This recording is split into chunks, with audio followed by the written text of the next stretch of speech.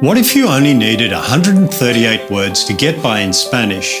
And what if those 138 words could give you as many as 88,000 Spanish phrases? In just a moment, I'm going to share with you a simple method I discovered for speaking Spanish quickly and easily.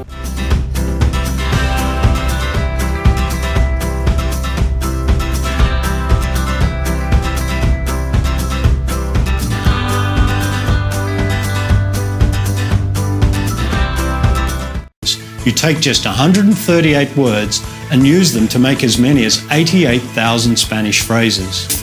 You're a beginner who has never spoken a word of Spanish. Or you've taken other courses and you've tried hard to make those courses work, yet you still struggle with conversational Spanish. You find you can't string Spanish sentences together confidently and freely. You want to learn the language quickly for business, travel, or relocation. You're over 40 and you don't feel learning is as easy as it used to be. By the way, we'll make it easy for you again.